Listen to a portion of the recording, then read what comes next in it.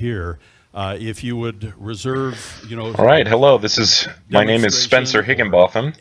What I'm going to be doing is I'm going to be watching the debate between Governor Herbert and Jonathan Johnson that they recorded a couple months ago.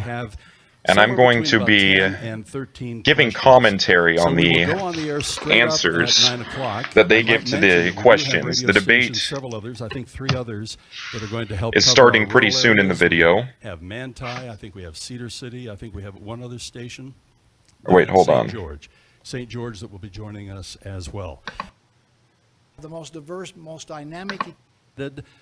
Folks in the state of Utah to send in the questions they would like. All right, there we are. In many cases, Boyd, I believe that we have really facilitated. Yeah, this is the governor election between Governor Herbert and Jonathan Johnson. Questions will be compilations of several questions. This is just in the Republican race. The winner of this will go to the final election in November, where they will face a Democrat, and they will most certainly win because Utah is a Republican state.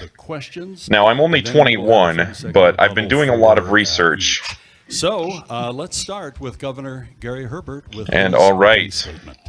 Governor Herbert's opening statement. Boyd, and thank you all that are here. It's good to see excitement and participation in the governor's race. I think we are in very historic times for Utah. I think we have challenges, but we've seen some great results. When I came into office, we're at the depths of the Great Recession, 8+% unemployment rate.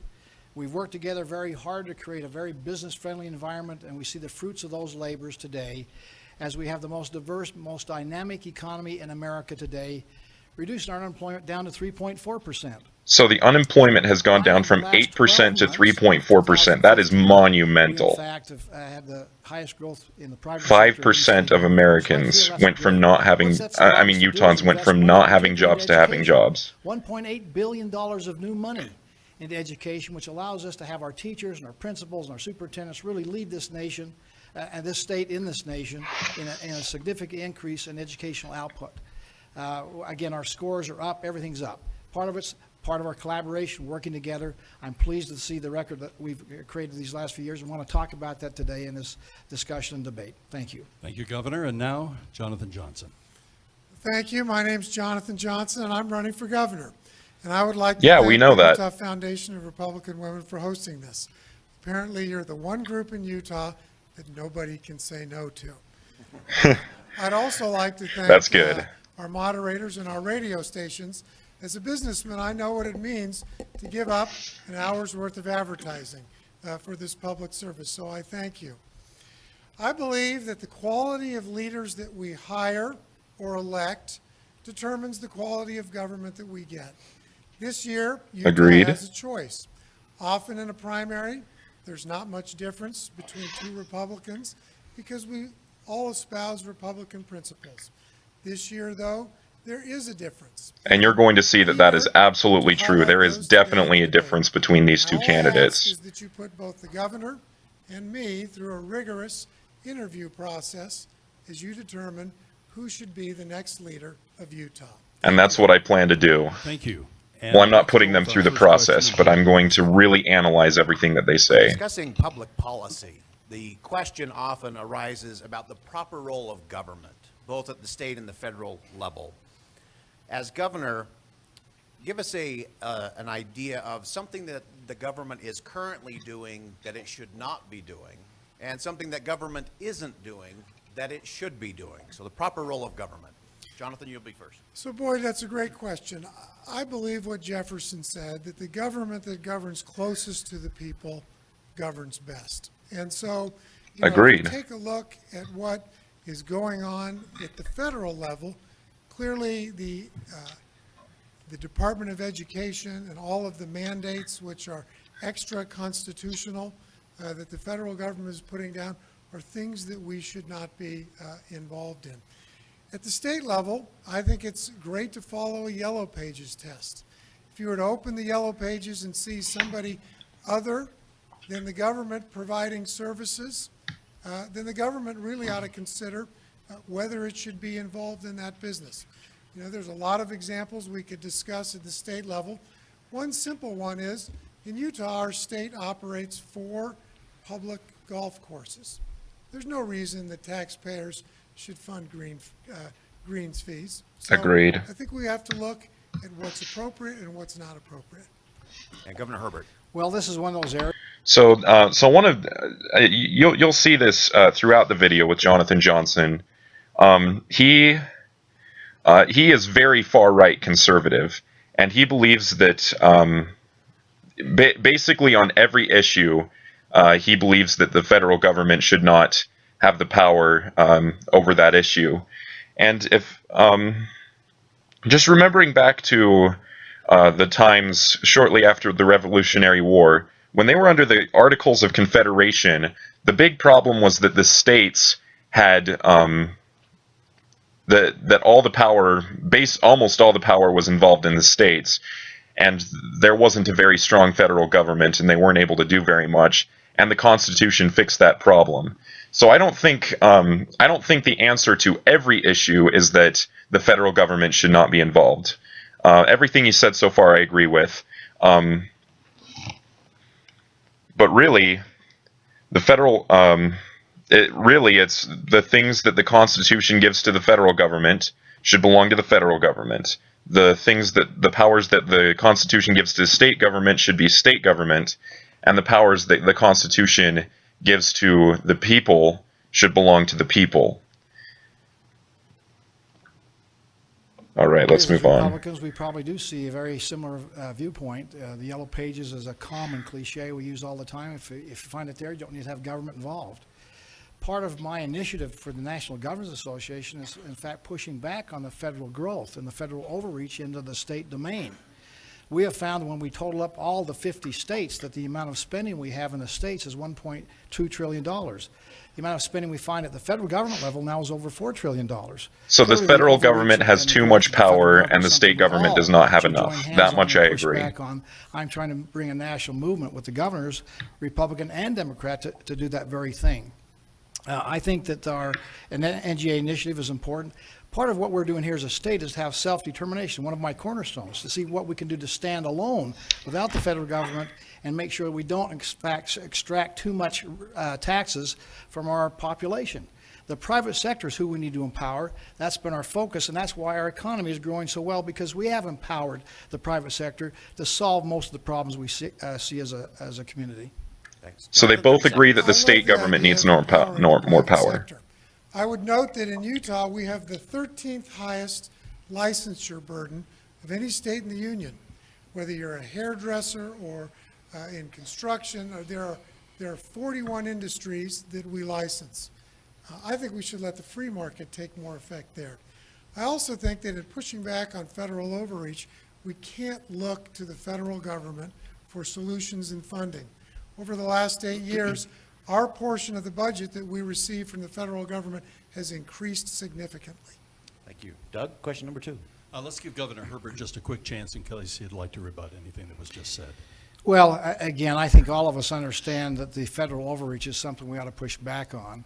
The good news for all of us is that during my term in office here as governor, we've reduced the reliance on federal government by 23%. So the ups and downs of the marketplace and what happens out there really is something we work. So they're getting more money from the federal government. Balancing our own budget. We expect Congress to balance their budget. And if we don't like what they're doing, but we're not really relying on them. That's basically what he's saying.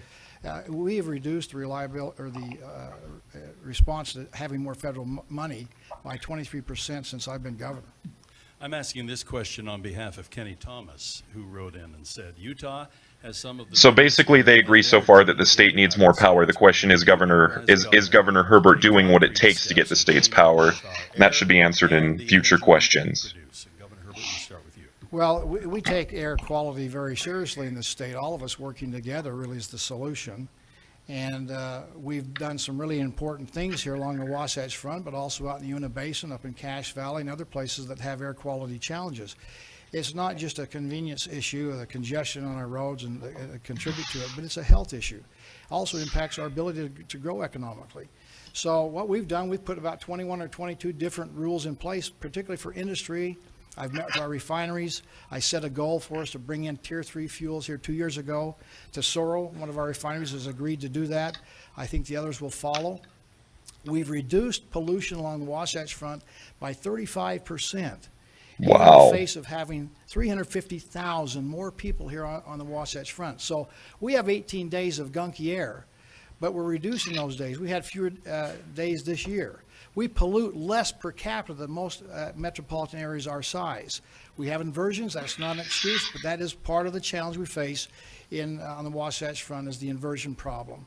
Jonathan Johnson, your response. Yeah. So Utah definitely has cleaner air than California. I served my mission in California. This Much is cleaner an air. extremely important issue for Utah. There are lots of things that we can do.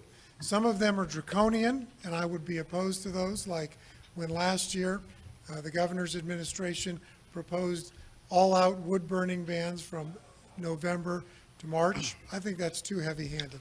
I loved what the legislature finally did this year, something I agree with that. the Salt Lake Chamber had been proposing for many years, and that was have it so that we only sell low-emission water heaters in Utah. That was passed by the legislature and signed into law by the governor this year. If all the water heaters were replaced today, we would have had 10 less red air days and 20% cleaner. I love Tier 3 fuels. We use them in other states. We should be pushing more quickly, not waiting for 2020 to get those put in place here in Utah. Governor Herbert, your rebuttal. Well, the wood burning came from a study done out of University of Utah that said the biggest amount of benefit we can get for the least amount of cost was to stop the wood burning between December and February during the inversion time, but done on a voluntary basis. That went through the Air Quality Board. Again, we had people that came in and spoke against that. The Air Quality Board, the process worked very well, and they decided not to do that now. So again, we have a process. So basically, Jonathan Johnson is saying that they basically mandated them to stop burning wood between those months, and Governor Herbert says it was on a voluntary basis. We have a U-Care system designed to have people bring ideas to us. We'll vet and see if there's any rationale behind it, and we'll incorporate the best practices we can. Well, we will ask also on rebuttal, if the other candidate feels there's a need for the rebuttal just let us know. And also, if I could follow up, I think there's a little bit of the spirit of Kenny Thomas's question that was not addressed. And Utah is famous for its coal. We are famous for our coal generation. And we've received a lot of criticism recently in the Utah State Legislature. There were monies that were allocated for a coal port. So perhaps we could just give 30-second response to that. And since it was the governor's question initially, let's go to the governor. Sure. Again, I can tell you that the science out there says that for the next generation, carbon-based fuels will be a part of our base load. We are also, though, incenting to have more greener fuels like wind and solar, which we're in fact involved with a lot. The legislature has passed some incentives to help them, incent them to produce these new technologies. We're working very well, in fact, transition from carbon-based to cleaner fuels. But if you're going to burn coal, Utah coal is what ought to be burned. It's high BTU, it burns hot, and it's low sulfur content, it burns clean. Jonathan Johnson. Go We have Utah the cleanest fuel. coal in the world coming out of Utah. We should make sure that when coal is burned, it's Utah coal that's burned. And whether that's burned here in Utah or over in Asia, we should be working to make sure that when coal is burned, it's Utah coal. We So they also both should agree be on that. asking individuals and businesses to do things responsibly without heavy-handed government regulation. I know as Overstock builds its new campus, we're building a clean energy campus. It's LEED certified, energy efficient. Businesses can do this on their own without over regulation from the government. All right, our next question has to do with. So yeah, federal they've land both done a lot to very increase air popular quality in the topic state, here and I commend them both Utah, for with over that. 2/3 of our land being controlled by the federal government. The question is from Lars Johnson. What would Okay, you this do is to a give big one. I have a control little back bit more the to state say of about Utah this one than the other public ones. land? Jonathan Johnson. This is a crucial issue, and it's particularly crucial to rural Utah's economy. Their economy is so tied to access to the public lands. 31 million plus acres, 2/3 of our state, is owned and managed by the federal government. Over decades, that management has become more and more restrictive. And while we've brought some action to try and get control of the land, it hasn't been enough. Our legislature has given the governor's office tool after tool. Has it been enough? They've Let's commissioned keep a listening. feasibility study by our universities, which said the state could manage the land in an economically feasible way. They've funded a lawsuit, and they've done the research on the lawsuit. It's time that the state brings a lawsuit to transfer the land back to the state, just like was done in Illinois, Nebraska, Florida, and other states with the same type of statehood act that we have done. I'm ready to bring that suit quickly when I'm the governor. That sounds good, right? Well, it's a complex issue. I've been involved in the public land issue since I was a county commissioner back in the mid-90s. And when we passed the legislation, and by the way, I'm the only governor in America to sign any piece of legislation that allows for the transfer of the public lands from the federal government to a state in America today. But when we passed that legislation, the counsel was given to us, do not sue unless you have a Republican in the White House. This is not a slam dunk. This is a hard challenge. We thought it was going to be Mitt Romney. Didn't quite happen the way we dreamed it to be. But our congressional delegation, led by Congressman Bishop and Chaffetz and Senator Mike Leaf, stepped up and said, in the meantime, let's see if we can't put together a legislative solution. We call it the Public Land Initiative. Congressman Bishop believes we've got the votes. We need to let that play out. We do have 26 lawsuits going on right now. We're negotiating, we're trying to legislate, and we're also suing.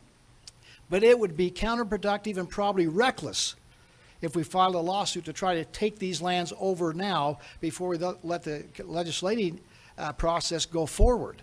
And so we're following the lead of our congressional delegation. We ought to listen to those people back in Washington on our team.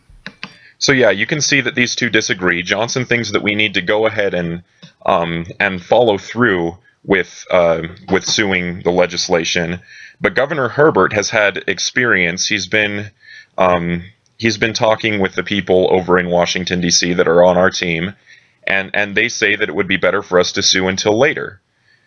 And let's keep walking. That's what they disagree on. Where the governor and I disagree. That's what I just said. When he was first appointed, he stood up and said, I will not stand idly by. Utah is not a colony. He did not say, I will not stand idly by until Mitt Romney is elected in 2012. Wait, hold on.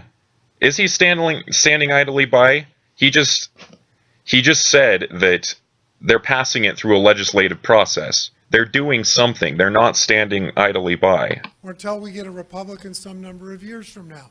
This is an issue that is crucial to Utah now. And as good as it is that our congressional delegation is negotiating, without the leverage of a lawsuit, they are negotiating without any negotiating effort. Let's help our congressional delegation. Let's help rural Utah by being aggressive on this issue. Not risky, aggressive. It would be, in fact, risky. Boom. As soon as we file... That's one of my favorite moments of the debate. Let's be not risky, but aggressive. Yeah, it would be risky. That lawsuit, all the good work we've done for the past 3 years with our congressional delegation will be thrown out the window. We will have a national monument by next Friday if we filed that litigation today. We've got to let this play out. There's got to be a common sense approach here to make sure we have the optimal opportunity, in fact, to get the public lands back in our control. Okay. Oh, wait, let's see. Jonathan Johnson still has some. Nope, he doesn't. Okay, so what Jonathan Johnson says is we should go ahead and go through with the lawsuit. This is what happened. This is what would happen if we went through with the lawsuit. Because we currently have a Democrat president, and there are also lots of members in the Supreme Court that are Democrats, we would likely not win the lawsuit. And the lawsuit would cost us $14 million. And not only that, but it would make it harder for us to do it later at a time where we'd be more likely to win it. So Johnson's saying we need to go ahead and do it right now without really any reason other than it's important for us to get our lands back. But really, the best chance that we have to get our lands back is to wait for conditions to improve in Washington, D.C. That's what our friends in Washington, D.C. are saying, and they're the ones that know what they are doing. Johnson's just trying to sound good. Start with Governor Herbert on this one. Recognizing that in the last few years, substantial new monies have gone into public education, what should the state's first priority be with regards to public education funding? What would your response be to that perennial call? We hear it all the time, calling not only for more money, but more new money, ongoing money. So this is a big question, because education is very important. I don't think anyone disagrees with that. 66% of the United States of the Utah government budget is going into education, and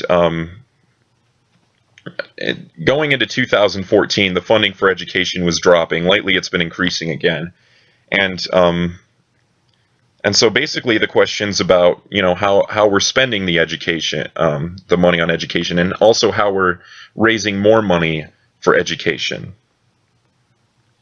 Well, we heard the call, and when I came into office, the first thing I did was stop the cutting. We worked with the legislature and said, you cannot continue to cut education. That's our seed corn. That's our rising generation of leadership. And so we quit cutting. We focused on growing the economy, which produces additional revenue without having to raise taxes. And we've been able to produce additional revenue. Now it's about $1.8 billion of new money, K through 16, over these last 5 years. That's the more money than we've ever been put into education, public education, in our history. That being said, I certainly believe in local control. We've tried to put more money in the weighted pupil unit, which is the local unit, where our local school districts have the ability to disperse the money as they see fit, whether they want to have smaller classroom sizes, increase teacher salaries, pay for resources, embrace technology. That money ought to be put back as low as we can into the local school districts through the WPU.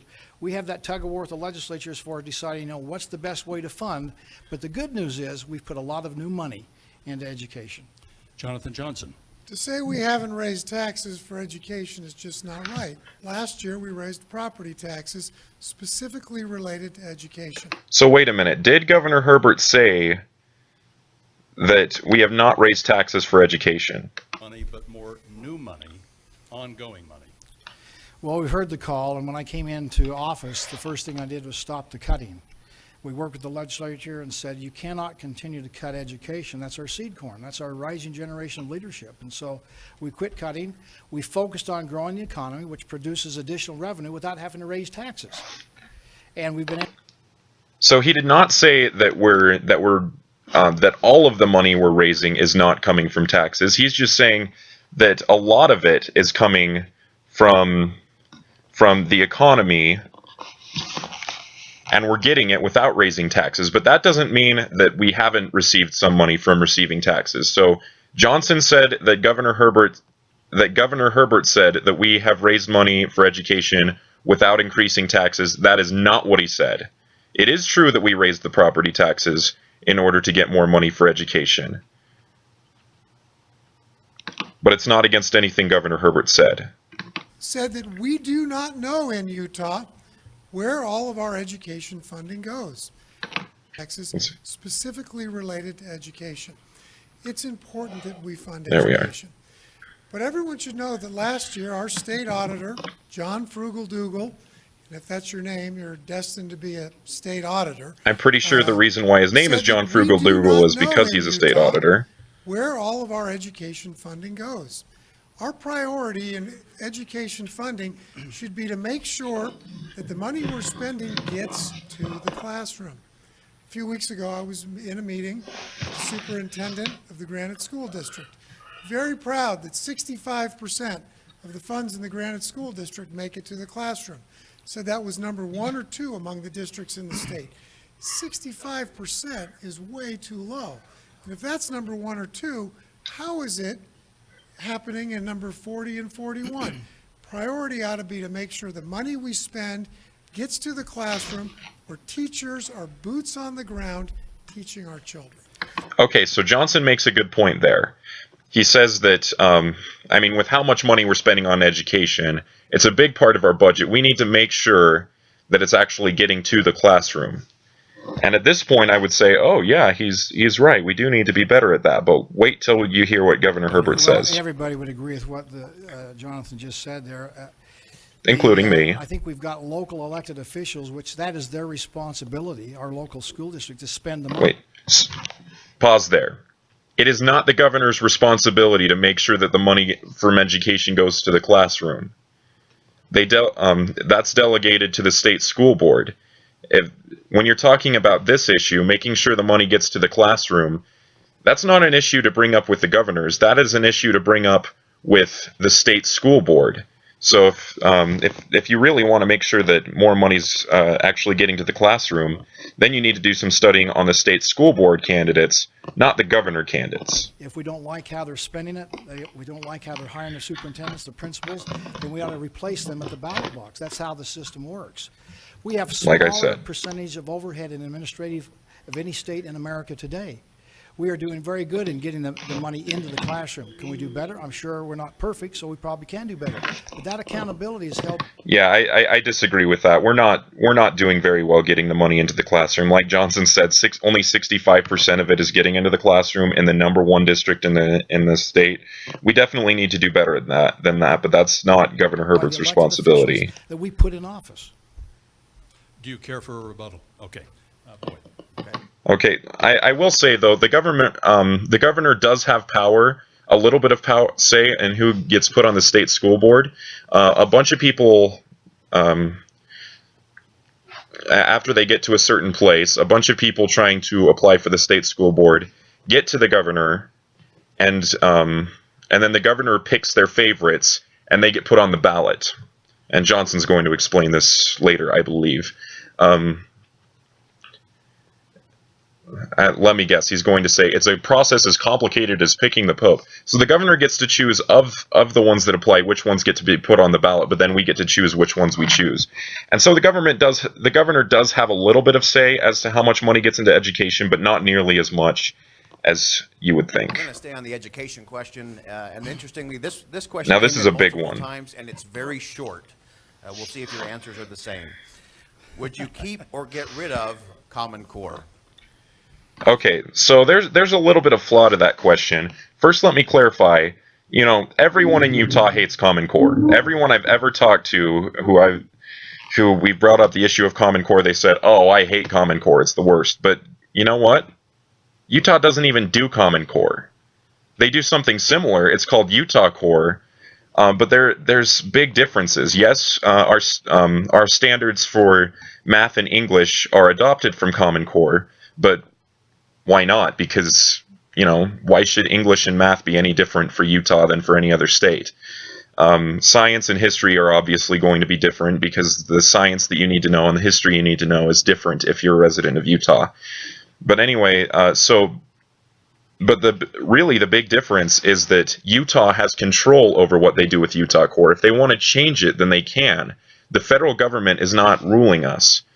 And so, yeah, just clearing up a little bit of misunderstanding about Common Core in Utah. I'll answer that very directly. I think we need to get rid of Common Core. Just like everyone Common else Core, thinks. while initially put together by states, frankly, has been hijacked by the federal government. It is. Remember that he said that later. It was initially put together by the states. It was hijacked by the federal governor. It is what has happened with Common Core that is bad. If you look at it, if you look at Common Core's website, the original intent was good. The original intent was, it was brought up by the states, was that everyone in the country needed to have the same standards, not the same curriculum, not the same way of teaching, just the same standards, the same goals. And I agree with that. I served my mission in the California Santa Rosa mission, and our mission president really pushed us hard. His wife really pushed us hard too. They gave us some goals that were difficult to reach. For example, we were supposed to get 20 contacts a day. That's doable, but it's very hard. We were supposed to have a member present for every planned lesson that we had. It's really hard to get a member to come with you every time you have a lesson planned. I mean, I don't need to go into detail about this, but the point is they set really high standards for us. And some missionaries complained about it, the same way that people are complaining about Common Core, is that they don't like how the government is setting standards for them. They think that they should be able to determine the needs of the teachers should be able to determine the needs of their students and teach towards them. And I absolutely agree with that, but that's not what Common Core is stopping them from doing, or at least that's not what it was meant to stop them from doing. They're still teaching to the needs of the kids, but they're working toward the same goal. I mean, some of my areas had different needs than others. In some areas, we needed to do more tracting. In some areas, we needed to go We needed to do more street contacting. It varied from area to area, but the goal was the same: 20 contacts per day. If they hadn't set that goal, I would have thought, okay, 5 contacts a day, that's pretty good, and I would have thought I was doing pretty well as a missionary. But because President and Sister Alba set that standard, I probably ended up getting a lot more contacts than I would have. And so it really ended up being a good thing, even though it caused stress to the missionaries, just like, we should be able to set our own standards, they shouldn't be doing this, this is really hard on us. In the end, it led to better results. So, no, I do not believe, to make myself clear, I do not support Common Core and the way that it is now. I support it the way that it was intended to be. The reason why, another reason why I think all the states should have the same standards, I mean, really, there's no reason why they shouldn't. I mean, why should kids in Florida be any dumber than kids in Missouri? I mean, they should have the same standards. The reason why is because I found an article that I think it said the average person moves 14 times in their lifetime. Now that's not always from state to state. But let's say that you move 3 times in your life from state to state. That sounds reasonable. And that's hard not only on kids, but also on parents and teachers. When people move from state to state and they have to adjust to new standards, Common Core is making that easier. And its effect is intended to be on a lot of people. So, once again, I support Common Core the way it was intended. I do not support Common Core the way it has been executed. A one-size-fits-all solution that our State Board of Education has put in place. The contract for it was signed by our governor. That's not entirely accurate. Let me explain what actually happened. Governor Herbert, the year that Common Core came out, Governor Herbert was actually very supportive of it.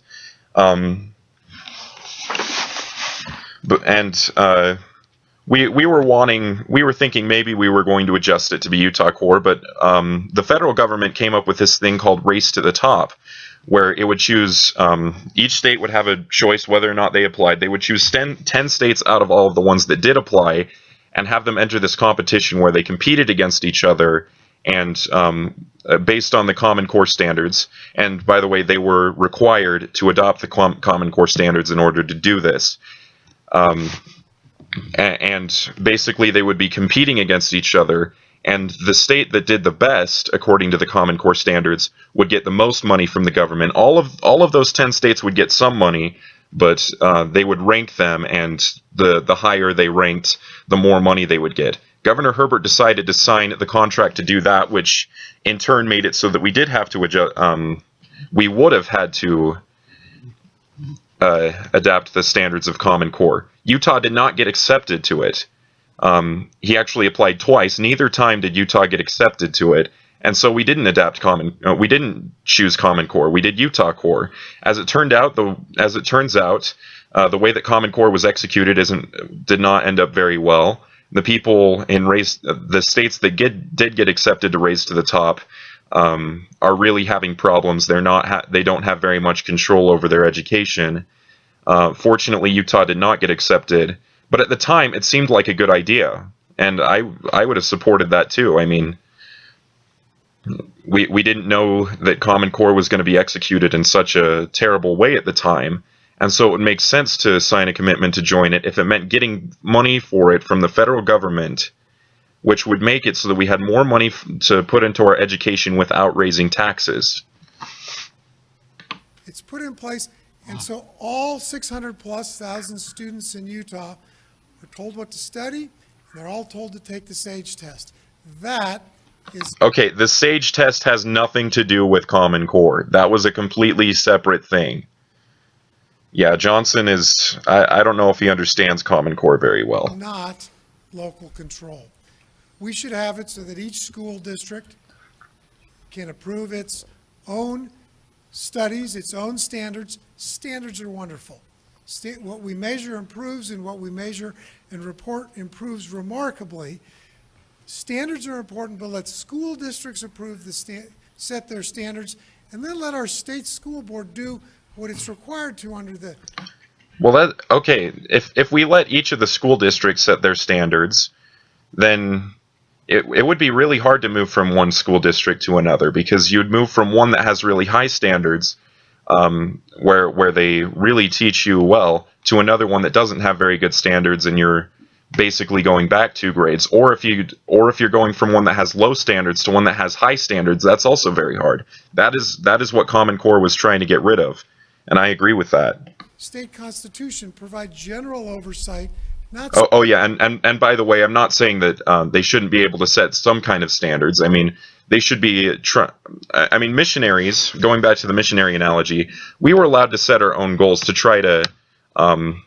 We were allowed to set our own goals, and we were supposed to, but what the mission president and his wife were setting were just the goals that we should be striving to get. Like, if we felt like, okay, I don't think I can get 20 contacts right now, maybe I can get 10 for now. I can set a goal to get 10. And then maybe later I can try to get 12 or 15, or maybe if we thought we could get more than 20, we could set that goal too, and that was fine. So I'm not saying that schools should not be able to set their own standards. I'm just saying that it's totally okay for the federal government to set standards too. Specific mandates of Common Core. Governor Herbert. If we define Common Core as the federal mandate to tell us what to teach and how to teach it, we're all opposed to it. But that's not what it The is. embracement of standards is done by our elected officials under our state constitution by the state school board. If we don't like the standards, we need to have them change it. We've worked with our attorney general to review that, to say, have we somehow ceded that ability to control our own destiny when it comes to standards? And the answer is no. The curriculum, on the other hand, is done by the local school boards. They're not the same.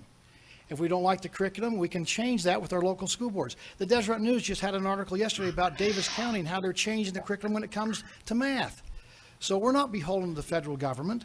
The SAGE testing is something that our state school board came up with. It has nothing to do with the Common Core. Again, we are in control Like from I said. top to bottom of our educational experience. And the question ought to be, are the standards good?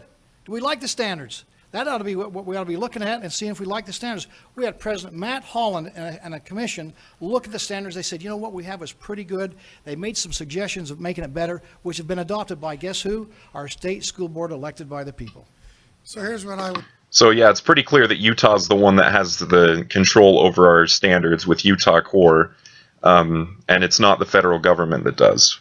Say to that, our Attorney General, when he studied whether we have control of education, said that our math and our English language arts standards are wholesale adopted from the Common Core standards. But if we wanted to change them, we could. The state does have control. The state just decided that the standards set by Common Core were pretty good as far as English and math. We talk about our state school board being in charge. How is our state? Oh yeah, and by the way, Governor Herbert just said that they're thinking about changing it for math. So yeah, they can change it. School board elected. Historically, it's been a Byzantine process. It's about as complicated as picking the Pope. A commission appointed by the governor selects names. The governor then picks 2 of his favorites to be on the ballot. The governor has plenty of control over the state school board and what it's done. Well, yeah, he does have some control, but like he doesn't control what they do. He just controls who gets put on the ballot based out of a certain number of them. So he does have some control, but not very much. You know, the funny thing about that is that the people have said that we picked 2 conservative people on the school board and not enough favor of public education. So just the contrary of what's been illustrated is what's taken place. We've had a good balance. We've had good school board members. They're elected by the people. They have a responsibility under our state constitution. If you don't like the standards, then I suggest you run for the state school board. That's where you can make a big difference. Our outcomes are great, and that ought to be the key issue. Our graduation rates are up. Our NAEP scores are up. We're in 8th grade. We're 11th in math. We're 10th in reading language arts, and we're 7th in science. Our minority scores are up. We're doing very good, and the outcomes are what's important about this whole issue. What are the outcomes? Are they good? They're very good. Thank you. We're going to... So one more thing I would like to say about this. I attended the Utah Republican Convention shortly after this debate. And one of the biggest criticisms that Jonathan Johnson made against Herbert, and I'll talk about the other criticisms that he made, but one of them was that he's flip-flopped on Common Core. At first he was supporting it, and now he's against it.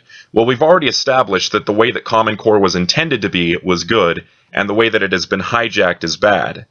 And so, of course, then he supported it, and now he's not in support of it. And plus, even if he did change his mind, President Mitt Romney, I guess not President Mitt Romney, I wish it was President Mitt Romney, he said he was often accused of changing his mind on things. But he said that the only way to know that someone is honest is that they change their mind once in a while. You can't, he would rather have someone who's willing to change their mind run the country than someone who is just stubborn and sticks to their ideas no matter what. Now, I get it. Sometimes people change their opinions just to match the opinions of the people, but that's not what happened in this case. Governor Herbert did not change. Common Core changed, and that's why Governor Herbert's opinion on Common Core changed. Appropriately go from the Common Core question to a Second Amendment question. Doug? Here in the state of Utah, this is a very popular question, and we had actually one of the individuals who sent in a question, and I'll phrase it in his words. I am a solid supporter of the Second Amendment, but I'm concerned about people being properly trained and whether or not background checks are being performed as they should. As governor, what are your concerns, and what would you modify in the concealed carry process and with the purchase of firearms here in our state? I'd like to give kudos to the person who asked that question. He said, yes, I am in support of the Second Amendment, but I am concerned that background checks are not being made. So, you know, so yeah, he does support the Second Amendment, but realizes that there needs to be bounds on it. I agree with him. The governor first on this one? Yes, Governor. Well, thank you. We as a state have been a very strong supporter of the Second Amendment. I believe in the Second Amendment, the right to bear arms. I'm a concealed weapon permit holder myself. And we have a great concealed weapon permit program here where it gives you very easily an access to a training, background checks, and it's been so well accepted that 31 other states use our concealed weapon permit program. Again, the Deseret News editorialized about So yeah, that's last impressive. January, saying we are in a good place when it comes to Second Amendment rights. I've met with Wayne LaPierre a number of times, the executive director of the NRA. He likes Utah. We've been listed as, in the top 2 or 3 states of America for being friendly to the Second Amendment. So it's kind of an ain't broke, don't fix it. He likes what we're doing. I think there's opportunities for us to have discussion, and there's ways to make it even better. Happy to have that discussion, but we're in a good place. It ain't broke, so don't fix it. Jonathan Johnson. Boy, my discussions with the NRA have been very different. There are today 2 ways to carry a gun How are they legally different? in Utah. Concealed with a concealed carry permit. Like the governor, I have a permit myself, or open carry without a permit. I could have a pistol on my hip without my coat and walk just about anywhere in the state. What we can't do in this state is what's frequently called constitutional carry. Carry it under a coat without a permit. There's no reason Does that sound like a good idea? that we need a piece of paper to exercise our First Amendment right. There should be no reason that we need a piece of paper to exercise our Second Amendment right. Okay, our First Amendment rights are the right to say stuff and the right to believe stuff. The Second Amendment is the right to have a gun. Yeah, you should have a paper in order... You should have a permit in order to be able to use a gun. The governor has vetoed and threatened to veto in the past a constitutional carry bill. I'm committed that if that bill comes to my desk, I will sign it. And Governor, I would hope that if you're reelected, you would sign it too, because that's honoring and protecting the Second Amendment. So basically what Jonathan Johnson's saying is that if he becomes the governor, if he can, he'll sign a bill that will allow people to carry weapons weapons concealed without a permit. That is dangerous. Well, it is a state right issue. This issue has been challenged all the way to the Supreme Court, and the states have the right to put parameters around the Second Amendment right. That's why we have different regulations and laws and rules around this country. Same with free speech. You can put parameters around free speech. You can't yell fire in a crowded theater. That's a good, that is a great point. Okay, so basically every right in the, I would say every single right in the Constitution has bounds. Like you said, you can't yell fire in a crowded theater. Freedom of speech has bounds. Freedom of religion has bounds. That, I mean, you can believe whatever you want, but if what you believe says that that it's okay to go around killing people and you do that, then you can't do that. That has bounds. Even the right to life has bounds. It's called capital punishment. If you kill someone or commit a serious crime, then you lose your right to life. And so, yeah, there's nothing wrong with putting bounds on our constitutional rights. It does not take away our constitutional rights. We're doing the same thing here. I'm happy to have the discussion if there's some ways to nibble around the edges to make it better. But the vast majority of our people, and it is a representative form of government, like what we have today. The Desert News editorialized like that in January. Read it, and you'll see, I think they represent most of the people. Not everybody, but most of the people. I would just note that 9 other states have passed a constitutional carry bill. It's gone to the governor's desk before. If that's not what the people want, I'm not sure how it got there. I'll sign it.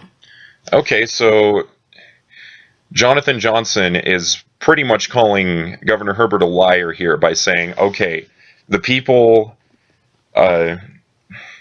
you just said that the people are in support of what we're doing in Utah. Well, people in 9 other states do not support that.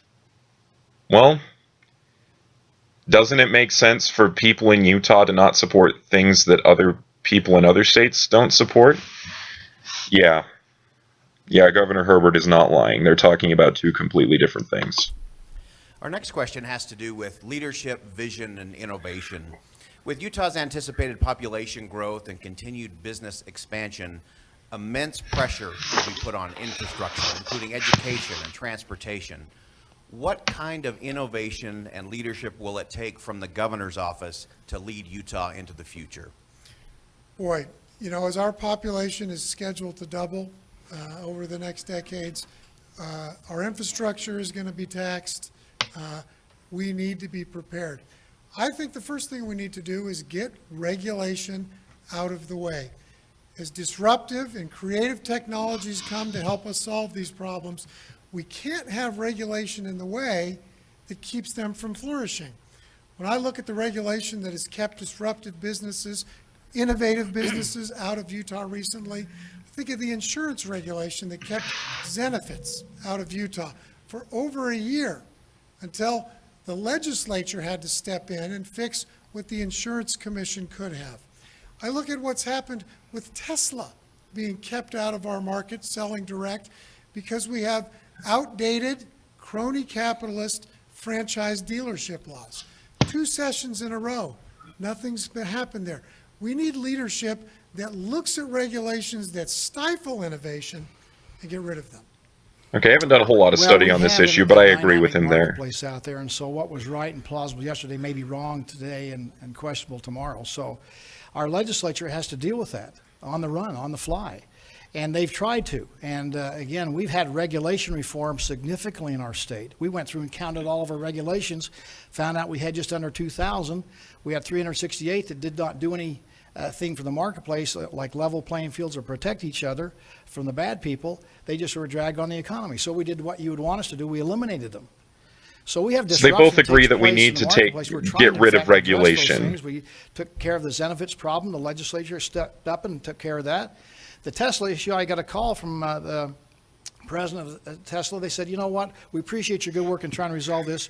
We decided we're just going to go to court. That's certainly a way to solve the problem. But we're always, you have to run just to keep up to make changes with a dynamic marketplace. And I applaud our legislature for doing their very best. Again, if my opponent would like to have a bigger impact, he should be running for the legislature. I agree. I could see there's a lot of positions the governor would like me to run for today. I think that's... Yeah, really. You know, I don't think Jonathan Johnson would be the best governor, but I think he would be good at the other stuff, because I agree with him that there needs to be less regulations. He needs to be in a place where he can get rid of those regulations. Right. I want to be School the board, governor Congress, because legislature, those all I think fit very well. I appreciate that. I'm running for governor because I think it makes a difference. The governor is rightly noted As if the other positions don't make a difference. that he's gotten rid of some regulations. I think it's 328. But what he doesn't note is that every year we pass roughly 500 new laws that he signs. One of the things that I'll do during my first year as governor is call the legislature into a special session that's focused just on repealing bad and needless bills. Too many bills get put on the books. I think that's and a good they never idea. go away if they're no good. You know, those are great suggestions, Jonathan. I'm glad you're following my lead, because this past legislative session, we had about 10 or 12 bills that did that very thing to streamline our code and take it out of play. And so we are, in fact, out there doing that to streamline and get rid of regulations. So again, I think we're on the same page there. Right. As far as So he's doing that. At least our intent. And probably not a lot of difference there, although you may be trying to make a bigger difference. We had another question that follows There's a case of Governor Herbert being honest. Just discussed. But Yeah, the Jonathan Johnson's probably the better of the two on that taxation issue. And regulation, which is deemed to be onerous. It's a common complaint that everybody hears from all business in the state of Utah, but particularly our small business, which I have heard described as the backbone of the economy here in our state and even our nation.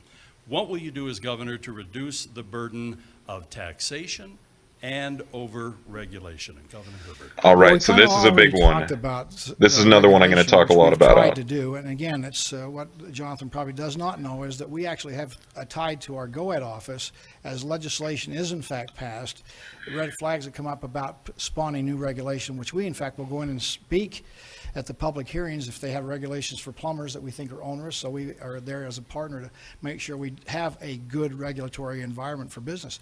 And frankly, that's why we've been listed as the epicenter for small business in America.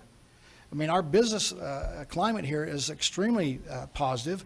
Most people outside our borders, from the U.S. Chamber to Forbes Magazine to Polina Corporate to others, say the best place in America for business is, in fact, Utah.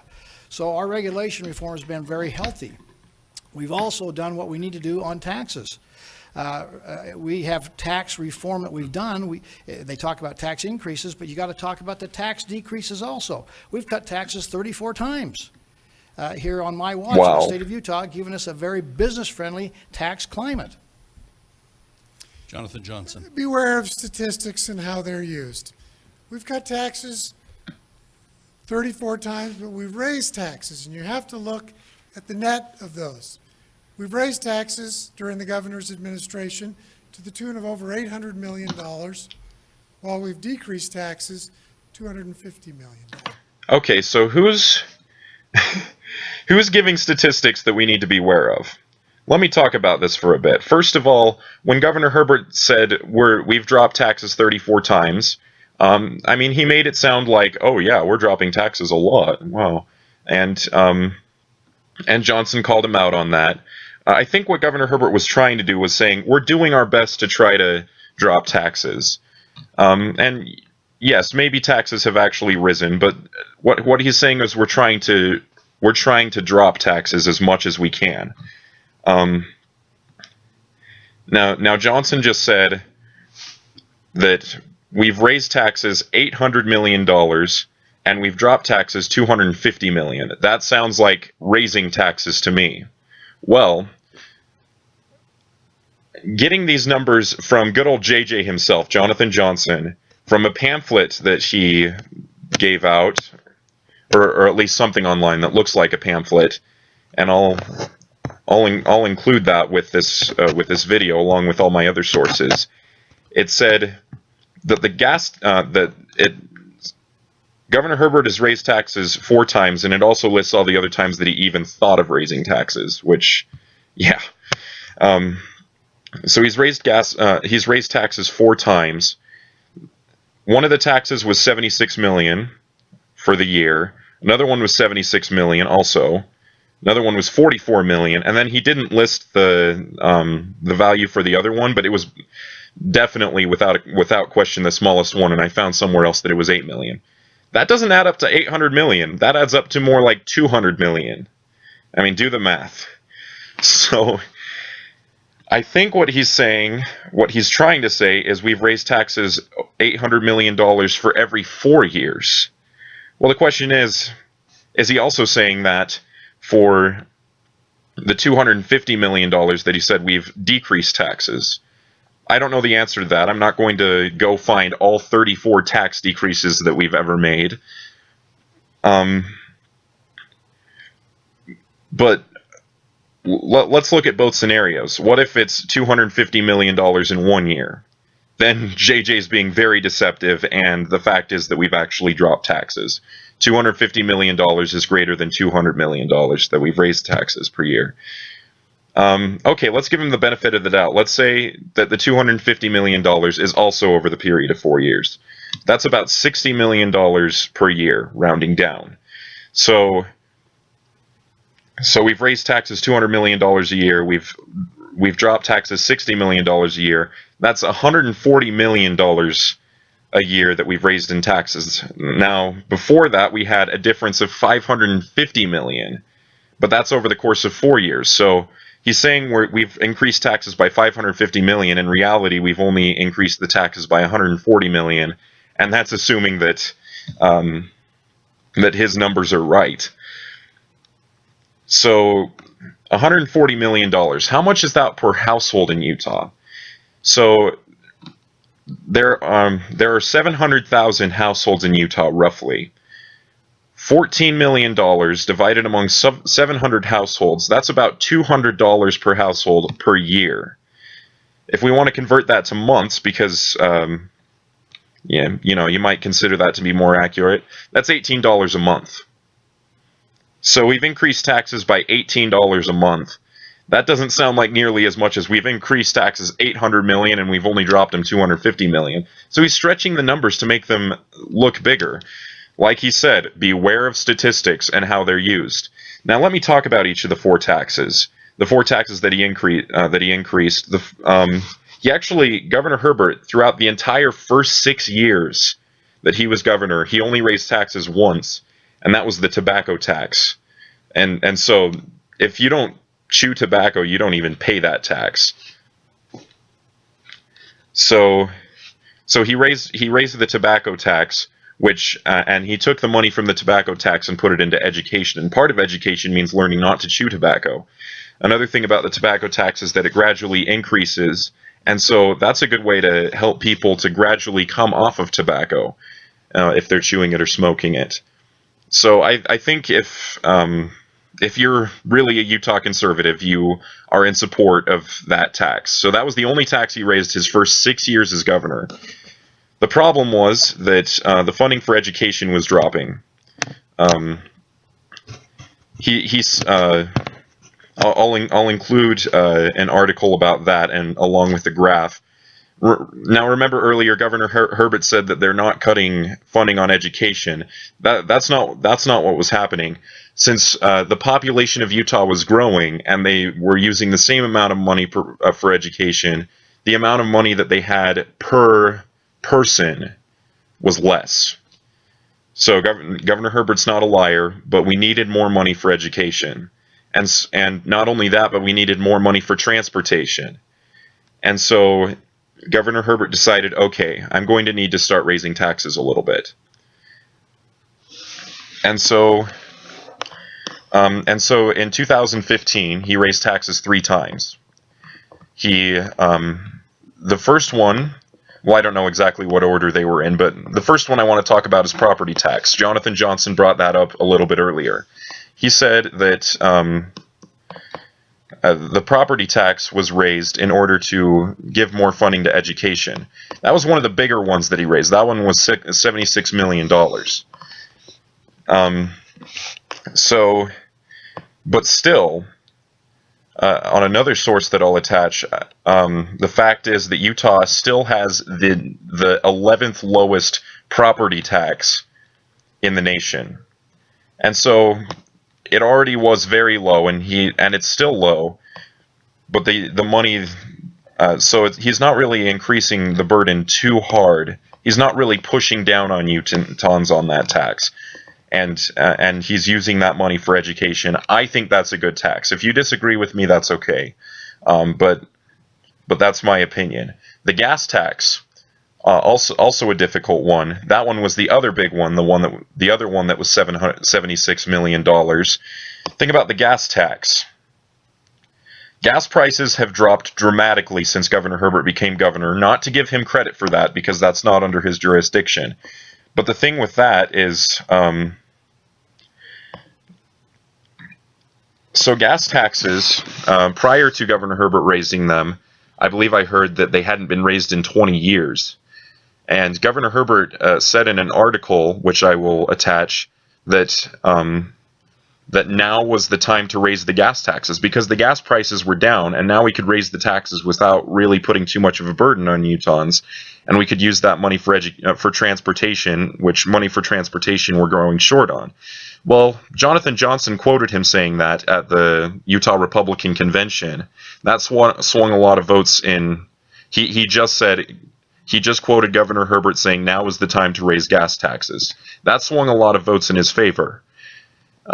So taken out of context, it sounds really bad, but really, I mean, another thing in favor of the gas tax, using it for transportation, that includes using it to build better roads. The better the roads are, the less likely you are to get into an accident. And so really, raising the gas tax might actually end up saving Utah money. It saves us from accidents. So that's my spiel on the gas tax. And then the other one, this was the small one, the Proposition 1. Some of you might remember voting for that. In 17 of the 29 counties, Governor Herbert had this proposition be voted for in those 17 counties, which said that there would be a 0.25% tax increase on sales tax. Putting that in perspective, every $100 that you spend on groceries, you also pay a quarter for this tax. So it's very small. And this was also to help with transportation, which we were running short on. And he had 17 of the 29 counties vote on that. 10 of them, including Utah County, which I live in, voted for that tax. Only the people in the counties that voted for it actually have to pay it. So that's not taxation without representation. So I think I honestly support each of the 4 taxes that Governor Herbert increased. Now let's go back to the math that we were doing earlier. So we've established that you don't have to pay the tobacco tax unless you chew tobacco. Most people in Utah do not chew tobacco or smoke it or anything. So that tax was the one that was $44 million. So we said that we found out earlier that that Governor Herbert overall, assuming that Johnson's numbers are correct, has increased taxes $140 million per year, or $550 million over the course of 4 years. $140 million a year. $44 million of that comes from tobacco tax. So if we take that away, it's $100 million divided among 700,000 households. That's more than like $150 per year, which is $13 a month. So yeah, Governor Herbert, maybe he's raised the taxes a little bit, but not as much as Johnson is making it sound. And remember earlier how Governor Herbert said that that unemployment has dropped from 8% to 3.4%. Would you pay $13 a month to give jobs to 5% of all of Utah? I sure would. So Johnson's making it sound like Governor Herbert's really putting down burdens on Utah, and that is really not the case. That sounds like raising taxes to me. Right. The governor likes to quote that we have a lower tax burden today than we used to. But when he quotes that, it's from a January 2015 Utah Foundation study. Well, since that study came out, we raised taxes 3 times. I've committed.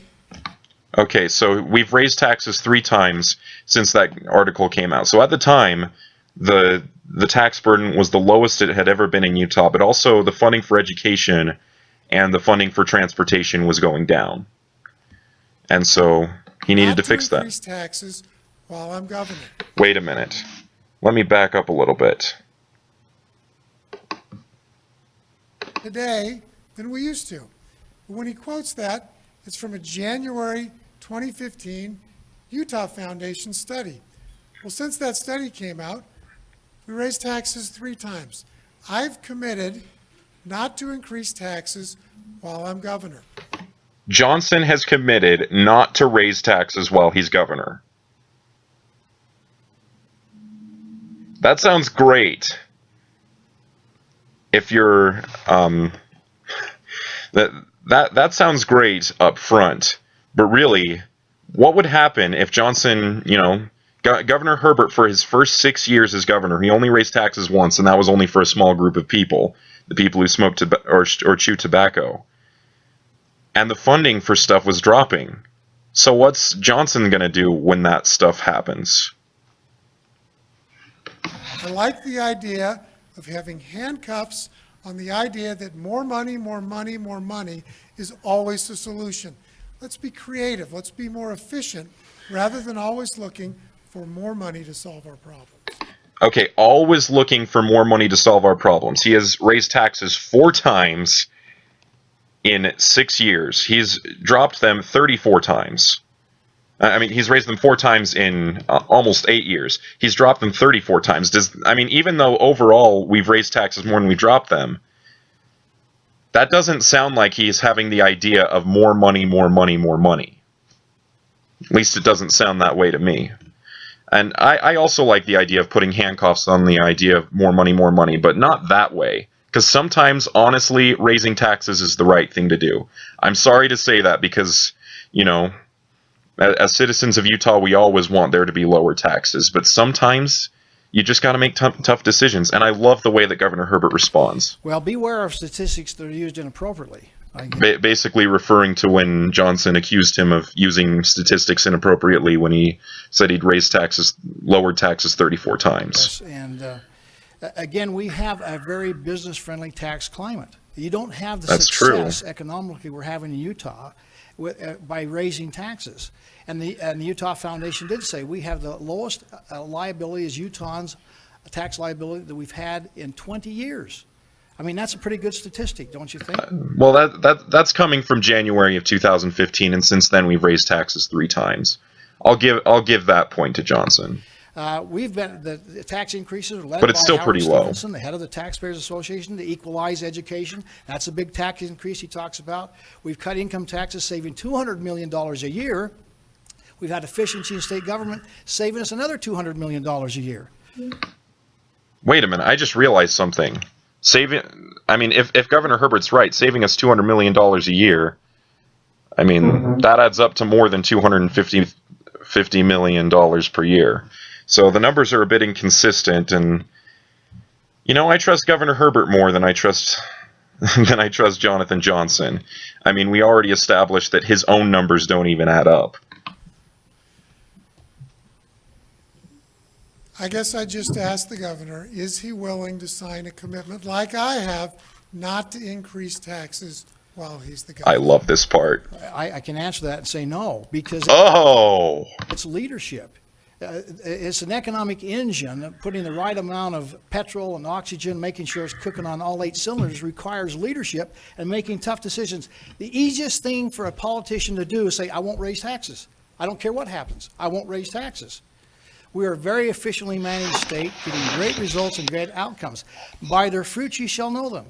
So it would be foolish to say something that blanket as far as we won't raise taxes. We need to work with our legislature, our county commissioners, our city mayors, to make sure we get the right optimal tax policy in our state. And by golly, look at what's happening. You can see we've done it. Yeah. Well, so at the Utah Republican Convention, just shortly after this, Johnson got up and told everyone, I asked Governor Herbert to make a pledge never to raise taxes, and he refused. Well, you can see that he had very good reason to refuse.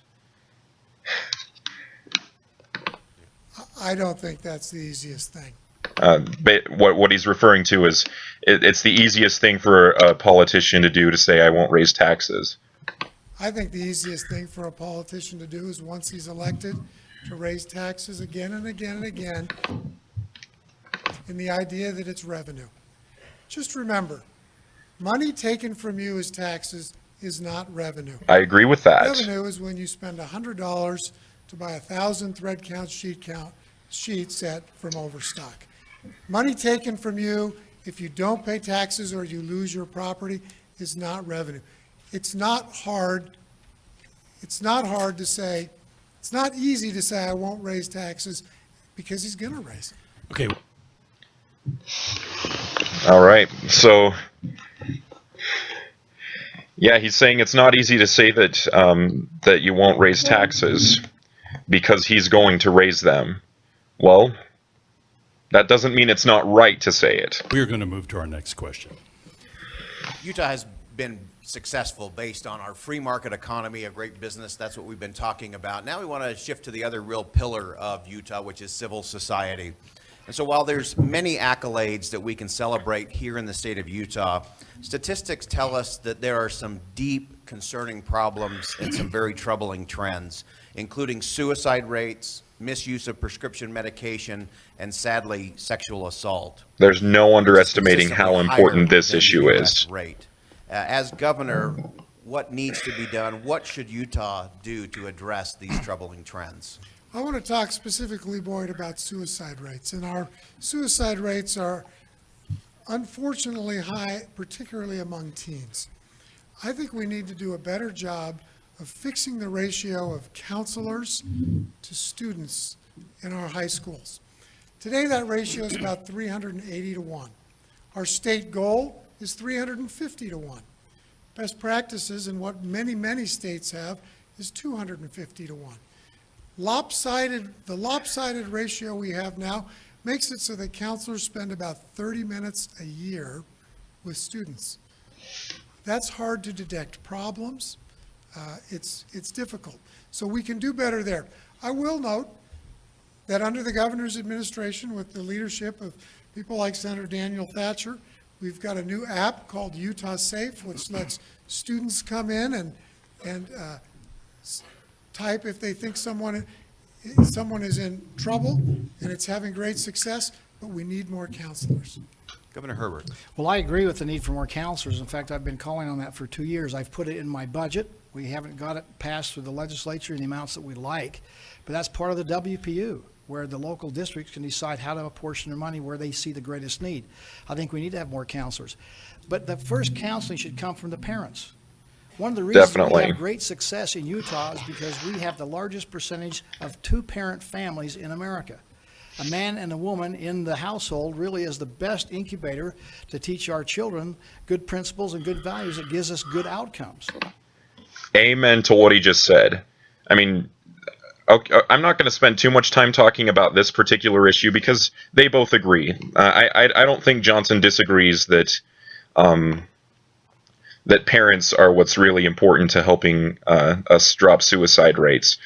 But really, this issue, yeah, there have been lots of studies that have been found that have shown that that people are less likely to commit suicide and less likely to commit sexual assault or be sexually assaulted if they have a father and a mother. A lot of what some people in favor of gay marriage say is that well, they can love their children as much as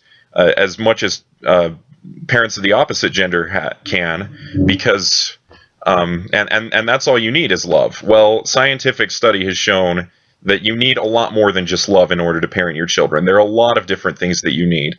You need the experience of a man and the experience of the woman. I won't go into too much detail. I will attach an article about it. It's really good in case you're interested. I'm proud of our First Lady, Jeanette, who has a parenting initiative out there trying to give skills to anybody who wants to learn and not have to reinvent the wheel about how do you parent, what are the parenting skills out there. That's where emphasis should be, and it will help us on the other end of reducing the ills of society, whether it be substance abuse, drug abuse, alcohol, those things of bullying, making sure that we're accountable. So we need to spend more time emphasizing parenting skills in the family unit. Will solve most of the problems we face in society. And I agree with that because, be honest, who has made the biggest difference in your life, your parents or your high school counselors? I don't even remember the name of my high school counselor, which, you know, might be a problem. But like, my parents have made a much bigger difference in my life than school counselors. So he's right. Parenting is really where the focus needs to be. The governor and I agree on the importance of family. And I think family is under attack. It's under attack in our society. It's under attack in Utah. We need to do more to bolster the family. We need to do more to protect religious liberties, because that's where the assault on the family is coming from. That's something I've been focused on with a political action committee, working to protect religious liberties, which help focus and bolster the family. It's something I'll continue to do as governor. I'd like to follow up. That is definitely a plus on both sides. For that reason alone, I would vote. For that reason alone, I would vote for Jonathan Johnson over most of the people who are running for the offices of the federal government. A lot of them don't believe in moral issues. I think that this is just my opinion. If someone does not support moral values, that's the end of it. I am not voting for them. Just my opinion. Food for thought. More than anything, perhaps the suicide rates among our young people, but also, as was also stated, the misuse of prescription medication is off the charts. This is where they start to disagree again. There was an article recently where the headline read, a little bit. Sexual violence costs billions in Utah each year. Let's focus maybe a little bit more on the sexual violence part of this, where we have so much good news coming out of the state of Utah. Well, okay, sexual violence, they agree also. Sad, if not shocking. And so perhaps we could get your response directly to sexual assault and the prescription medication problem that we have in the state, Governor. Well, I'm against sexual violence, so I just want to be on record on that. Hopefully. Not to make light of a situation that sometimes is puzzling. We don't know what causes it. And there's probably different theories out there. I think it's a psychological issue that we need to talk about. I think we need to, in fact, bring it out in the open. Again, we had, I think, what a cutting-edge piece of legislation resolution came out about pornography being a crisis at a healthcare level. We've got to start talking about people that get addicted to, in fact, pornography. Some have ridiculed us about doing this, but I signed that resolution. Our legislature understood the need to bring this to the forefront. We see people now starting to jump on and say, maybe that is part of what's causing the problems out there. So just a little bit of background on this, and this is more what I've heard and less from like research I've done. But and so this is just my understanding. But yes, when Governor Herbert, when he came out with that statement against pornography and getting rid of it, at the time Jonathan Johnson was working at some business. I don't remember exactly what it was, and he was like one of the main people in the business. And at the time, they were selling pornographic magazines. And when Governor Herbert came out and said that, then Johnson immediately started getting rid of those magazines. So that is, I mean, you might say something against Jonathan Johnson for the fact that they were selling pornographic magazines in the first place. That wasn't originally his decision. I just give him kudos for being humble enough to admit, you know what, you're right, we need to get rid of these. So positives on both sides there. I think we need to make sure that our law enforcement is trained appropriately to handle it. We have rape kits that are not getting, tested. That needs to change. So there's a combination of many things, but I really appreciate the legislature leading out on pornography as a health issue. Definitely a health issue. Lots of scientific evidence to back that up. What Senator Weiler did on his pornography legislation was great, and it was needed. And I'm glad that he did that and took the lead on it. I'd like to address another part of your question on prescription medication. I think part of this is where they start to disagree. Abuse of prescription medication in the state is that we're overly restrictive on alternative medications. This last year, medical marijuana was discussed in great detail. If it's truly medical marijuana, where it's being prescribed by a doctor, medical grade, and being given out at a licensed pharmacy, I think that will help us move away from some of our prescription medication dependency issues that we have. So I would have supported and moved forward on those bills that went through the legislature last year. Governor. Well, again, I think it's a complex issue, and certainly we've had medical marijuana has been in the spotlight. And Definitely I think all of us complex understand issue. as a controlled substance, if it in fact has science behind it to help alleviate pain and suffering, we ought to embrace it.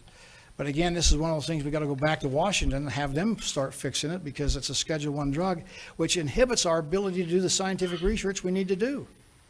So I think all of us in the legislature and the executive branch are supportive of that. We passed a resolution to, in fact, have that done, the only medical marijuana bill that did pass. I think this is not going to go away. We're going to have additional discussion. Some of it's better awareness, some of it's better scientific research. I'm not for, what I hear the governor saying is, I'm for states' rights unless I need Washington to fix it for me.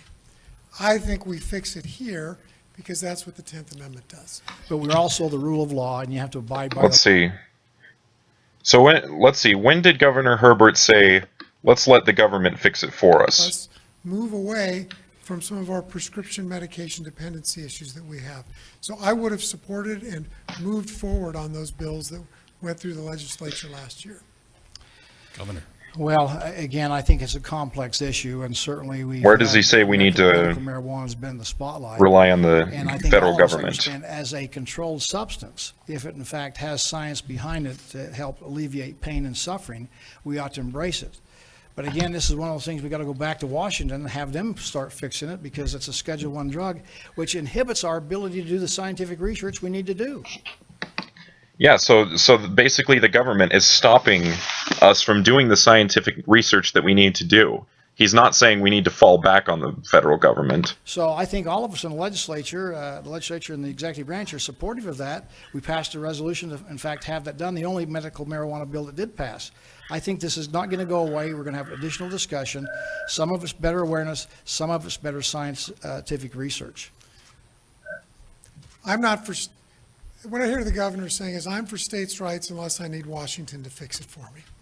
I think we fix it here because that's what the 10th Amendment He did does. not say We're that. also the rule of law, and you have to abide by the laws of the land. It's disappointing and ought to be frustrating and make us all angry that we have an administration back in Washington that lets Colorado break the law under the guise that we think this is a good thing. If the law is not working, they need to fix the law to unleash the ability for us as a country to do the science that's necessary on this very important issue.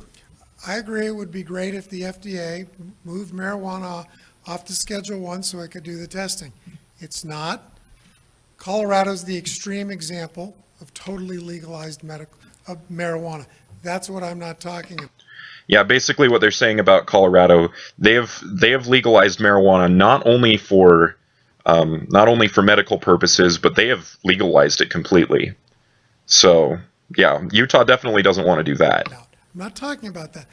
The state can come and do what other states have done and address this issue. That's states' rights. And we have, in fact, allowed for cannabis oil to be used for seizures, for epilepsy and those kind of things. So we are actually making incremental steps in that direction. Slow, incremental. Okay, let's move. Okay, is there anything wrong with the fact that we're taking slow incremental steps? Okay, my experience with marijuana, like I said, I think I mentioned earlier, I served in the California Santa Rosa Mission. That's in Northern California, LDS Mission, Northern California, right in the center of where marijuana is. My first area was like dead center marijuana. Practically everyone was using it and was addicted to it, even though it was illegal. Or let's see, was it legal in California at the time? I don't remember. There were certain laws about, there were certain restrictions on marijuana that people were breaking. But anyway, like people were, I saw the way that it really negatively affected people.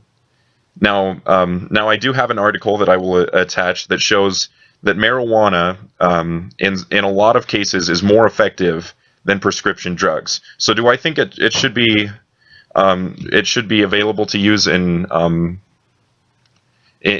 for medical purposes? I think so, but we're taking slow incremental steps toward that being possible. And what would happen if we were reckless and we took too fast of incremental steps? Well, then Utah would have a lot of the same problems that Northern California had.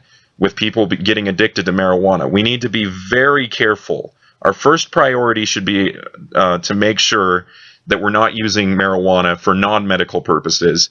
And then maybe our second priority should be to make sure to make it so that we can use it for medical purposes. The next question. All right. This is in the medical field. With all of the plans out there that have been considered over the last several years, 2 legislative sessions at least, Medicaid expansion. We've talked about the full acceptance of Medicaid expansion, which Democrats in the state of Utah have been for. We've talked about Healthy Utah, which was brought to the legislature last year.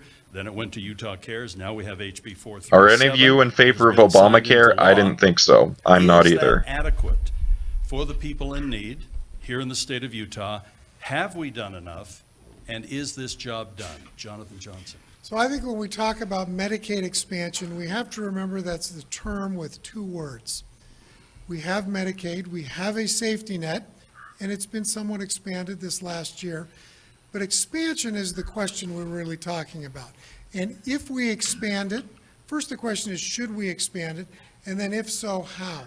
What was proposed last year with Healthy Utah was an irresponsible way to expand it. It was expanded on the federal government's terms with an unknown, uncapped liability for the taxpayer. The answer there is no, we should not expand it irresponsibly. I think it's important that we keep the giver and the receiver close so that the receiver doesn't feel entitled.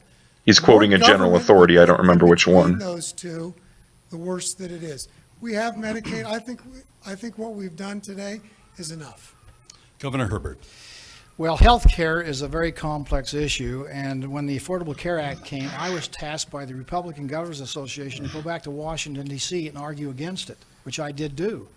I don't against support the Obamacare. Affordable Care Act, but I'm a practical, common-sense Republican, and so when it went to the Supreme Court, by the way, we're one of the first states, if not the first, to sue the Obama administration on the constitutionality of the Affordable Care Act, violation of the Commerce Clause. We won on that clause at the Supreme Court. We lost on the taxing authority of the federal government.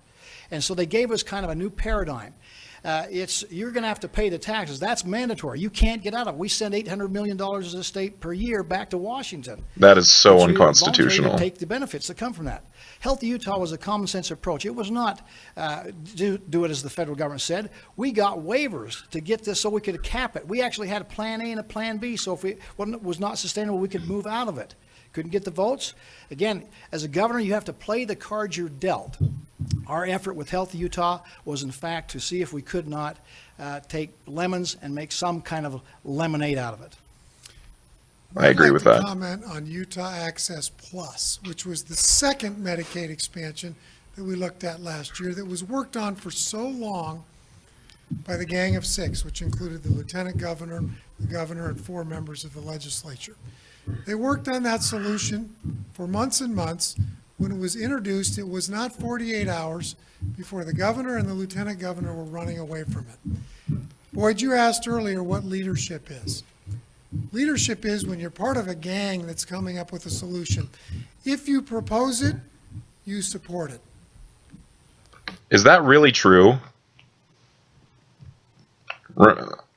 I talked about this a little bit earlier. To change your mind is not a bad thing. We're human beings. We're imperfect. Sometimes when we have ideas, they turn out to not be good ideas, and we need to change our mind. Is Johnson saying that real leadership is that you should never change your mind? Because if he is, that's just wrong. Well, that's not exactly accurate. Again, I was there in the discussion, so I know what took place amongst the 6 of us as we tried to find a way to get the House on board. Senate was on board, the House not. The Speaker thought he had a way to do that, and so some proposals that came out in the paper weren't even accurate, not even true. We wanted to do what Paul Ryan said. Paul Ryan called me last year, and remember we had a lawsuit called King versus Burwell? He said, if we win this lawsuit, this is what the Republican Congress is going to do, Gary. We're going to block grant the money back to the states and let them develop their own program, their own parameters based on their own culture and needs, just like you're trying to do with Healthy Utah.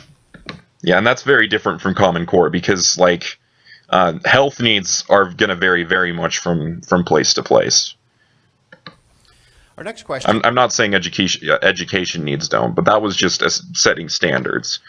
This is different. This is talking about health. Has to do with poverty, intergenerational poverty and homelessness. And while Utah is known as a place where the poor have the best chance to be upwardly mobile, it is still a significant issue. It is a particularly large issue for our local communities. So what is the role of the state and the governor's office in particular in helping communities deal with poverty and homelessness? Well, the best thing we can do for a poor person is to give them a job. So having a healthy economy where there's opportunity out there for people to live the American dream and have upward mobility is the first priority.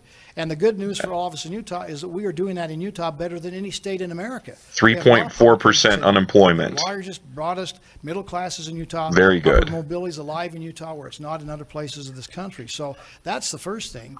We also work with our Department of Workforce Services so people who are impoverished, they have plans to give them skills and education so they can take advantage of what's available in the marketplace. That's the great thing about what we're doing.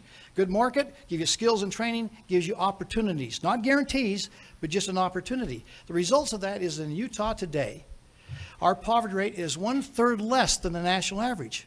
For our young people, for children's poverty, it's 1/2 less than the national average.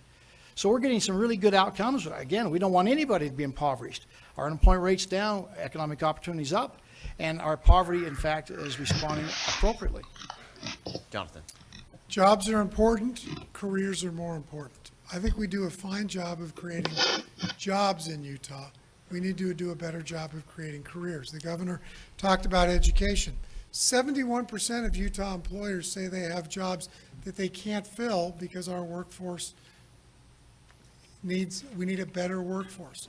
Education is part of this.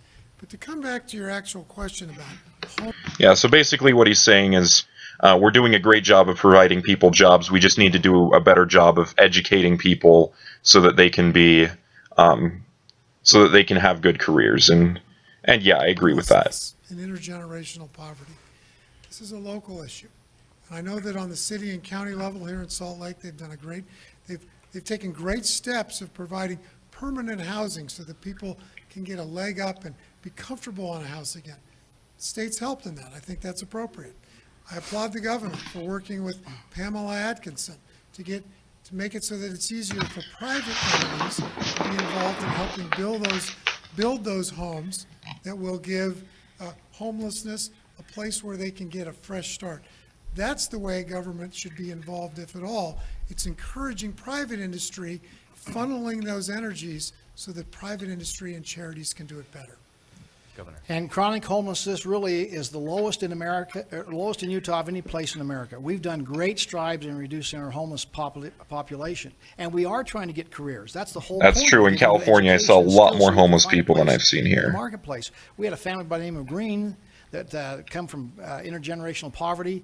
We've got him training. He's now a computer technician. His first job started at $16.70 an hour. Now the spiral is upward rather than the spiral downward. He's going to get more training, more job opportunities, and increased income thanks to the source services that we have here in Utah. Let's go to our next question, and this is a hybrid of several questions that were very, very similar. In general, SB 54, the compromise on Count My Vote, has been upheld by the courts here in the state of Utah now. With the benefit of hindsight, what should have been done differently? How should this have been handled back in 2014 when there were so many concerns, petitions were being signed, and Count My Vote seemed to be absolutely destined to not only hit the number of signatures, but also if it got on the ballot, every poll that I saw overwhelmingly showed that it would pass. And we'll start with Jonathan Johnson. So let me first say that I'm a big fan of the caucus convention system. Me too. I think it works. I think it's part of why Utah is so well run. Yeah, I mean, at my caucus, it was just so good. We learned, we were able to really be productive, and people there were. We got people who were actually educated to vote, people who wanted to actually take the time. Because our public officials, our elected officials, Not just people who are voting because of they like this name better than that name. Signatures. I'm not using the SB 54 method to trying to become governor. So yeah, both of these candidates are against SB 54, which is the opposite of the convention system. And yeah, Johnson stopped collecting signatures because he didn't want to support SB 54. What could have been done? I think real leadership would have stepped up in between the party and in between the Count My Vote folks. There was a compromise to be had there.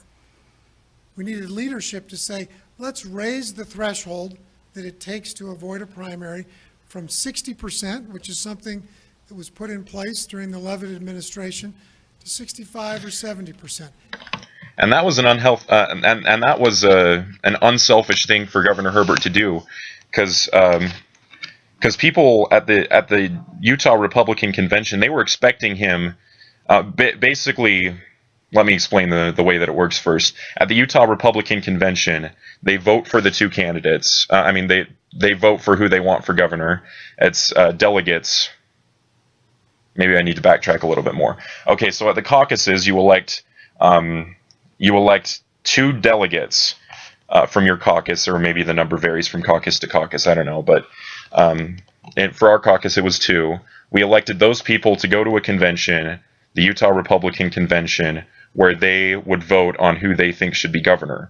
If at least 60% of them vote for the same person, then that means it doesn't even go to a primary. Whoever they vote for, let's say they voted for Governor Herbert, he wouldn't have to run against Jonathan Johnson. He would advance straight to the final round in November against the Democrat candidate, where he would most certainly win. And so, but what I'm saying here is Governor Herbert was in favor of increasing the percentage that you need in order to avoid a primary, when in fact it would have been to his advantage to keep it at 60%, because he was expected to get the 60%. It was only because of some of the things that Johnson did around the convention, which I will talk about later, that made it not so. And so, yeah, Governor Herbert was doing something against what would have been best in order to help him stay governor. So, unselfish. Kudos to him. That would have satisfied the Count My Vote folks, and I think it could have been, I think the party would have done it had there been a leader that stepped into the breach to make that change. Governor Herbert. Well, I think Thomas Wright and James Evans tried to do that, so that's their responsibility as the tried. leader of our party. Senate Bill 54, again, has been denigrated by people in opposition, where the legislature said, look, what can we do? We tried to get that past the State Central Committee to raise it 70%, which I supported and voted for. Then the 66% I supported and voted for. The State Central Committee wouldn't pass it. So again, they tried to do it, which was the legislature's version. Let's see if we can't force so a leader. Compromise, they didn't have a lack of leader that stepped in and did it. We were going to lose in the general election, and we'd have then general primaries and no caucus convention system. I support the caucus convention system too. Like Senator Mike Lee, I'm out there gathering signatures to actually push people to the caucus. My opponent said for 4 months, he reads the instructions on the box. When he announced he's going to run against me, I'm going to gather signatures, I'm going to gather signatures, I'm going to gather signatures. He's changed his mind along the way, I think for political purposes, to use it as a wedge, but that's okay. We're both going to convention. We're going to be there to... I'll explain more what he means later on. Delegates, and we'll see what happens in convention. Jonathan Johnson. I guess if the governor supports the caucus convention system, I just challenge him to withdraw his signatures and go through the caucus convention system. Okay, first let me say at the beginning, which I did not show you, but they said that you're not supposed to applaud. So, yeah, those supporters disobeyed that rule. Of course, that's nothing against Jonathan Johnson, just his supporters. And maybe they showed up late, I don't know. But anyway, so Johnson, one of the biggest things he criticized Governor Herbert about in the convention was the fact that he was going around collecting signatures. At the time of the convention, we did not know yet. We did not know yet what system of voting we were going to have, and Governor Herbert was collecting signatures just in case it was going to be the SB 54. Otherwise, if it did end up that way, and he didn't collect signatures, then that would have meant that he wouldn't have been on the ballot. So yeah, Johnson's way off in accusing him for that. Governor? Well, the hypocrisy of my opponent on this issue is startling. Again, his issue in the beginning when he announced he was going to run against me was we're going to get signatures. Whoa, so Johnson was doing it too. Okay, this whole time Johnson has been accusing Herbert for mistakes he has made and said basically been saying a perfect person wouldn't have done that, a real leader wouldn't have done that. Well, this is kind of between Jean Valjean and Javert here. I mean, we already established that there was nothing wrong with Herbert collecting signatures, but so Johnson isn't forgiving Herbert for collecting signatures, but at the same time he's not doing it either. And so he's not giving mercy when he also needs mercy. Again, a change in your mind for some political whim is probably not statesmanlike. We'll be able to have the debate, and we're going out to talk to delegates now, and we'll be at convention, and we're trying to get people to understand what our vision is and our track record. I'm happy to put myself out there with the delegates in the convention, as I've always have done. Again, don't denigrate those people who've tried to find a way to solve the problem and protect the caucus convention system. Amen. I wish I'd vetoed in hindsight, because we've got this fight going on amongst Republicans that shouldn't be there. I'll take that as a no. And the other thing I would say is when the caucus convention system dies because of Senate Bill 54, rural Utah will lose its voice. People will gather signatures To some along extent, the that's Wasatch true. Front. They'll put up slick billboards along the Wasatch Front. Did I say I intended to go both ways? Signatures and caucus convention, yes. But when I was traveling So yes, around he admits rural that he Utah was. and I saw the need for their voice to be heard, I decided not to. Yeah, so he was doing it, and he had a good reason to stop, and so he stopped. And he just won't forgive Governor The Herbert Attorney General told us, and if anything, I'm a for his practical, mistakes. common sense conservative. The only way with the litigation going on that you can ensure that you're going to be on the ballot is to do both pathways. That's what I was talking about. The rural parts of Utah are always at a disadvantage under any system because there's not as many people there. And one man, one vote does in fact count. That's how it works. So it doesn't matter what the system, our system works very well when people show up and participate. We would encourage everybody to get involved. Again, we had a great turnout at the caucus convention system, I think large part because me and Mike Lee were out there trying to drive people to the caucus.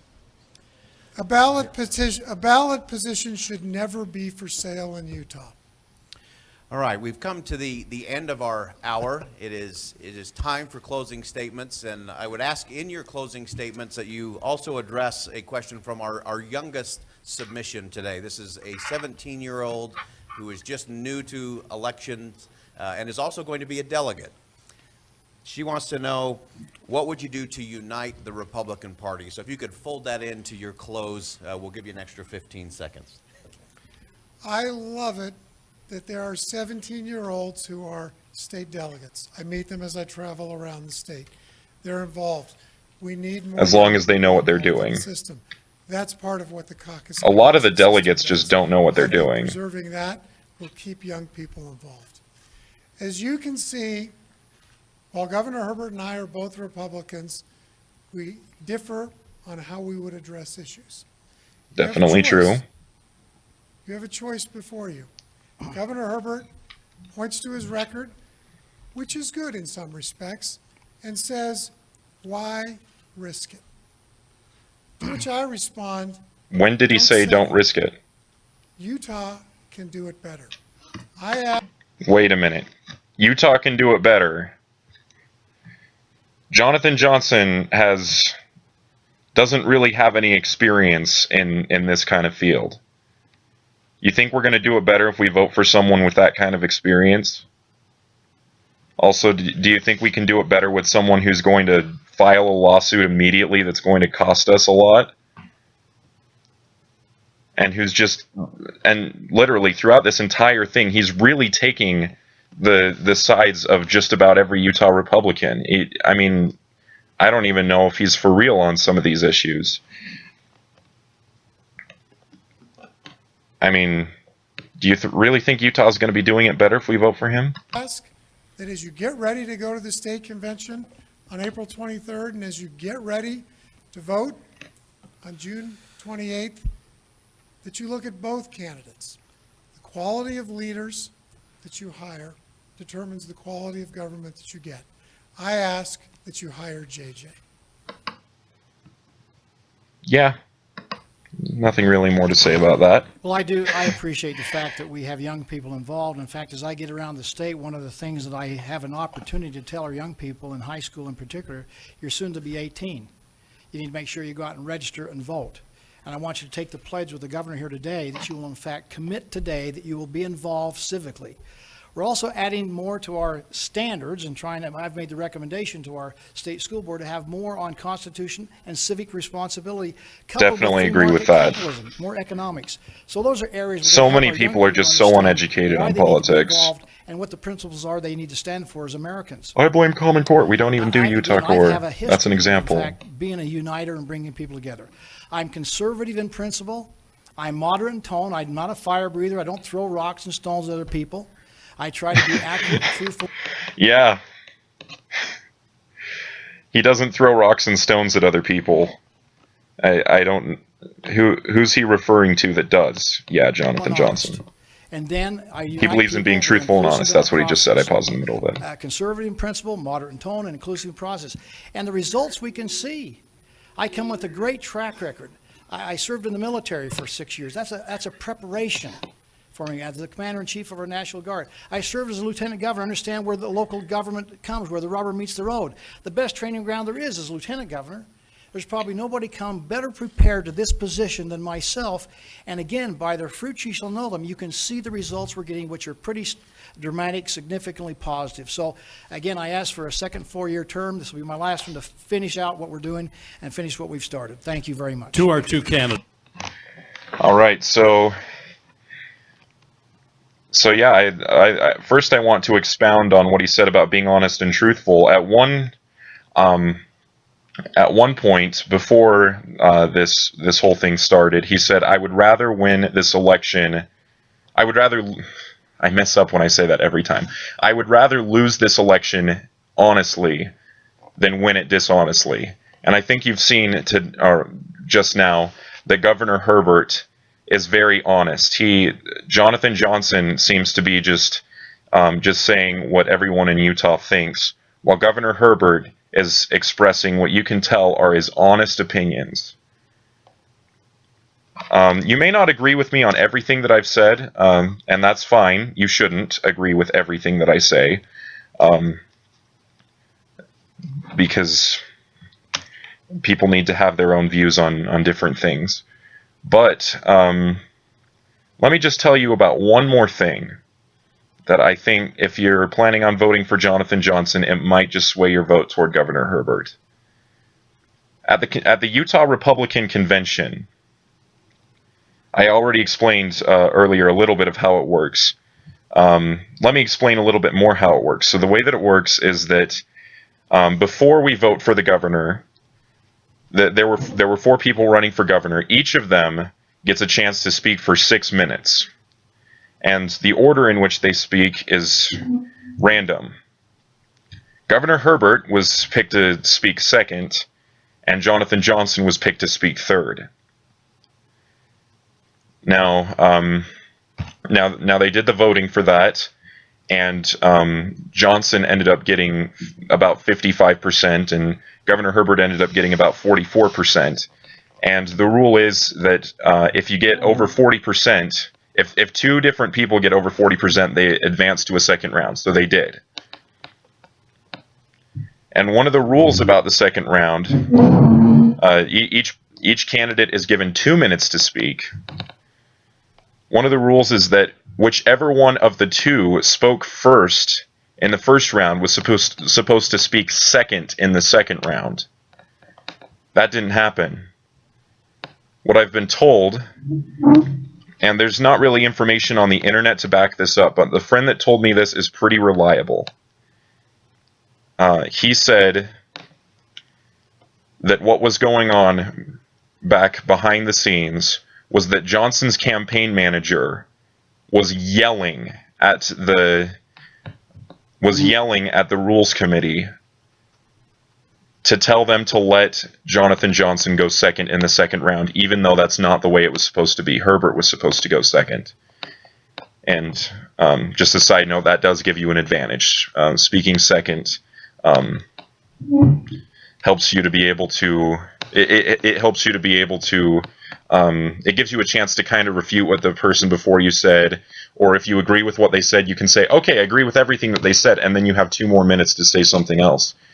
Which in this case is what happened. But yeah, Jonathan Johnson was not supposed to speak second. He did because his campaign manager was rude to the Rules Committee. I don't know if Johnson had anything to do with that. He probably did. So I think, and then another thing that happened that shouldn't have happened in the first round. One of the other 2 candidates, Nate Jensen, endorsed Jonathan Johnson. Whether or not Johnson asked him to, I don't know. But if he did, that's a pretty serious case, because you're not. One of the rules is that you're not supposed to endorse other candidates. This candidate spent the entire time bashing on Governor Herbert, and I will quote as far as I remember. He said, "I'm not supposed to endorse any particular candidate, but don't vote for Governor Herbert." Who was he endorsing? The other one of the 2 other candidates? No, he was endorsing Jonathan Johnson. He broke the rules. I don't know whether or not Johnson told him to, but if he did, that's serious. And remember what I said earlier about taxes, about how Johnson's numbers don't add up. He said in this debate that Governor Herbert has raised taxes $800 million. His own numbers add up to more like $200 million.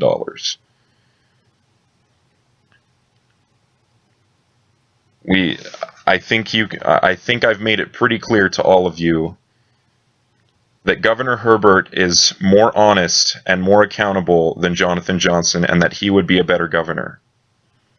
Thank you for taking the time to watch this. I appreciate you for wanting to be more politically involved.